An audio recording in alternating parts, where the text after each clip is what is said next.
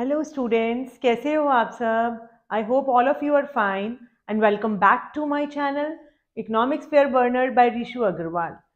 तो स्टूडेंट्स, इस वीडियो में आज हम करेंगे मेथड्स ऑफ कोरिलेशन के अंडर डायरेक्ट मेथड। आगे हम पिछली वीडियोस में हमारे 3 मेथड्स जो थे, actual mean method, shortcut method और स्टेप डेविएशन मेथड, अब हम कर चुके हैं।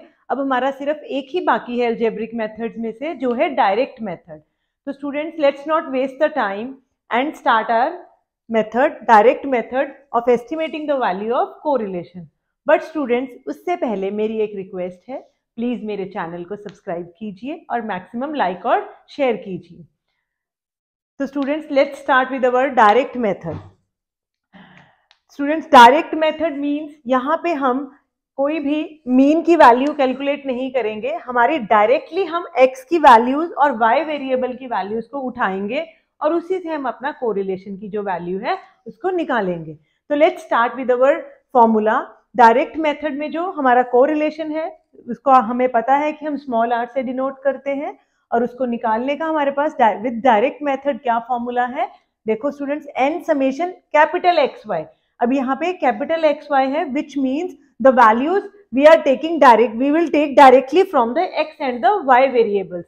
There is no need to calculate mean and the deviations from mean. तो यहाँ पे हम सीधी, अब देखो n summation XY capital XY minus summation capital X into summation capital Y है, और इसी ओवर है हमारे पास under root n summation x square minus summation x का whole square into under root n summation y square minus summation y का whole square. तो यहीं से हमारा सारा डायरेक्टली ही हम इसको कोरिलेशन की जो वैल्यू है उसको निकालेंगे। तो let's do a practical problem with the direct method. देखो स्टूडेंट्स, मेरे पास x और y की वैल्यूज यहाँ पे हैं। x की वेरिएबल की वैल्यूज हैं 12, 15, 18, 21, 24, 27 एंड 30। इसी तरह से हमारे पास y की जो वैल्यूज हैं वो है 6, 8, 10, 12, 14, 16, 18। तो ये हमें गिवन होगा x और y वेरिएबल की वैल्यूज। अब इससे हमें अपना पहले फॉर्मूला लिखेंगे, उसके बाद हम ये देखेंगे कि फॉर्मूला के अकॉर्डिंगली हमें क्या क्या चाहिए। तो देखो स्टूडेंट्स, हमें सबसे पहले क्या है, हमारे फॉर्मूला में है समेशन XY। समेशन XY मतलब x इंटू y। तो मैं यहाँ पे पहले XY की वैल्यू कैलकुलेट करूंगी, दैट मीन्स x और y दोनों को मैं मल्टीप्लाई करके इनकी वैल्यूज जो है वो निकालूंगी।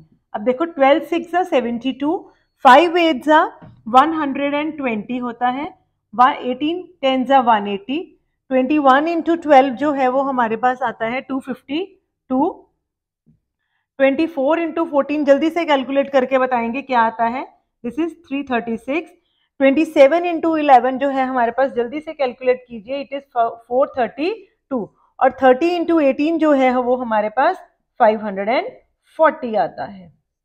तो अब इसको समेशन XY करके हम इनको सबको ऐड करेंगे और समेशन XY निकाल लेंगे। वो हम एंड में करते हैं, पहले हम सारी वैल्यूज देख लेते हैं। अब समेशन x चाहिए हमें, यहाँ पे समेशन x, समेशन y भी चाहिए, ये हो गया, ये भी आ जाएगा, ये भी होगा। अब हमें x स्क्वायर चाहिए। Students, let's now find out the value of x square. x square 12 into 12 is 144, 15 into 15 is 225, 18 into 18 is 324, 21 into 21 441, 24 into 24 is 576, 27 into 27 is 729, and where 30 into 30 is 900। अब इन सभी वैल्यूज को जब हम प्लस करेंगे तो हमारे पास summation x square की value जो है वो निकल जाएगी। अब हमें चाहिए समेशन y स्क्वायर। यस, अब हम समेशन y स्क्वायर निकालेंगे, y की सारी वैल्यूज का स्क्वायर निकालेंगे। 6 का स्क्वायर 36, 8 का स्क्वायर इज 64, 10 का 100, 12 का 144, 14 का स्क्वायर जो होता है वो होता है हमारे पास 2, थोड़ा मल्टीप्लाई करके देख लेते हैं, 56, 9 सॉरी 4 एंड 1 196। इसी तरह से जो 16 का स्क्वायर है वो 256, और 18 का जो स्क्वायर होता है वो हमारे पास होता है 324। तो समेशन y स्क्वायर भी यहाँ पे हमारा निकल आएगा। अब हम हमारे फॉर्मूला के अकॉर्डिंगली चेक करेंगे कि हमारी कोई वैल्यू तो नहीं रहती है। अब summation x y, summation x भी है, समेशन वाई यहाँ से आ जाएगा, समेशन एक्स स्क्वायर यहाँ से, समेशन एक्स का होल स्क्वायर, तो ये इसका ही स्क्वायर होगा, समेशन वाई स्क्वायर यहाँ से एंड समेशन वाई का होल स्क्वायर हमारा, इसको ऐड करके उसका स्क्वायर कर देंगे। तो let's put the values in our formulas. First of all let's calculate the summation. तो मेरे पास एक्स स्क्वायर का जो है वो 3339 आ जाएगा जब हम इसको ऐड करेंगे। इसी तरह से समेशन वाई स्क्वायर को जब हम ऐड करेंगे तो हमारे पास आ जाता है 1720। Wait 10 10 10 30 yes. अब हम एक्स वाई को जब हम प्लस करेंगे यहाँ पे, summation x y is equal to 8 10 12 1 10 18 18 plus 5 is 23 26 29 29 plus 33 4 5 7 10 and 19 1932 आ रहा है यहाँ पे हमारा। ठीक है, summation x y is equal to 1932।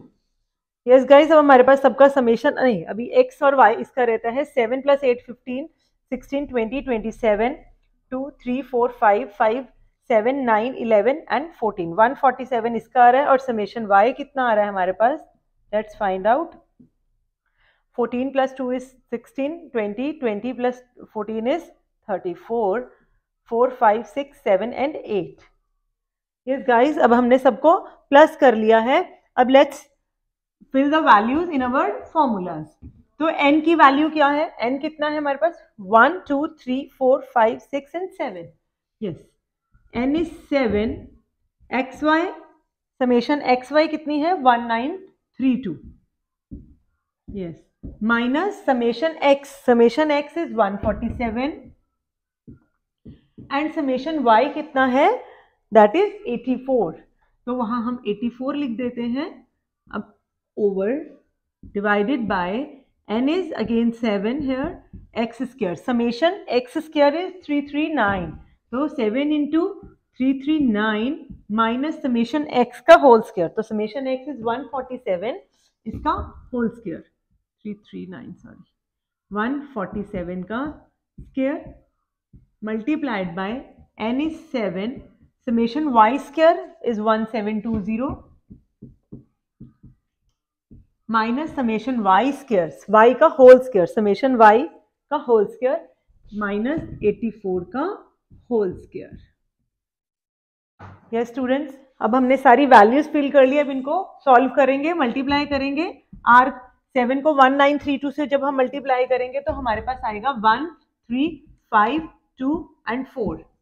इसी तरह से 147 को जब हम 84 के साथ मल्टीप्लाई करेंगे तो हमारा आ जाएगा 1 2 3 4 and 8।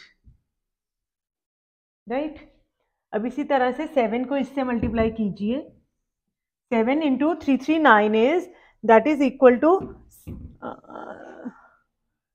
23373 माइनस 147 का स्क्वायर क्या है, that is 21609 multiplied by under root 7 into 1720 की वैल्यू क्या आ जाएगी हमारे पास, दैट विल बी 7840 माइनस 84 का स्क्वायर क्या है, that is 7056। Yes students, is that clear? चलिए इसके बाद इनको माइनस करो। 13524 में से 12348 जब हम माइनस करेंगे तो हमारे पास आ रहा है 1178 डिवाइडेड बाय, इसको माइनस कीजिए, ये under root, this is equal to the 1764 under root. अब जब इसको माइनस करते हैं तो हमारे पास वैल्यू आ जाती है, दैट इज इक्वल टू 784। 1178। अब इनका अंडर रूट निकालेंगे। 1764 is a direct under root of 42 का स्क्वायर है ये, और 784 जो है वो हमारा 28 का स्क्वायर है। तो यहाँ से ये वैल्यूज निकल आए 1178 डिवाइडेड बाय, जब हम इन दोनों को मल्टीप्लाई करेंगे तो हमारे पास नीचे भी 1178 आ जाएगा। तो दैट मीन्स हमारी कोरिलेशन की वैल्यू कितनी आ गई, अगेन यहाँ पे 1। तो कोरिलेशन का वैल्यू मेरा यहाँ क्या आया है, 1 आई है। 1 मीन्स अगर मैं इसको कंक्लूड करना चाहूँ तो 1 जो है वो पॉजिटिव वैल्यू है, which shows that both the variables x and y are positively related to each other. और उनका रिलेशन कैसा है, हाई डिग्री है, लो डिग्री है, या परफेक्ट है। तो यहाँ पे जो x और y का रिलेशन है वो परफेक्टली पॉजिटिव रिलेशन है, क्योंकि जब भी हमारे कोरिलेशन की वैल्यू इक्वल टू 1 आती है तो वो परफेक्ट रिलेशनशिप होता है, और अगर वो पॉजिटिव होती है तो वो पॉजिटिवली परफेक्टली रिलेटेड होते हैं एक दूसरे के साथ। तो स्टूडेंट्स, आई होप आपको तुम्हारा ये डायरेक्ट मेथड जो है वो अच्छे से समझ आया होगा। आप इससे रिलेटेड और भी प्रैक्टिकल्स सॉल्व कीजिए, सो दैट आपकी इसमें अंडरस्टैंडिंग और ज़्यादा अच्छी हो जाए। तो स्टूडेंट्स, हमने अब तक हमारे 4 एल्जेब्रिक मेथड्स पढ़ लिए हैं, direct method, actual mean method, shortcut method और स्टेप डेविएशन मेथड। इसके बाद हमारे पास जो एल्जेब्रिक में रहता है दैट इज पियर्समैन रैंक कोरिलेशन, तो वो हम अगली कवर अप करेंगे इसको। स्टूडेंट्स, तब तक आप प्लीज अपना ध्यान रखिए और खूब पढ़िए। Thank you so much for watching this video.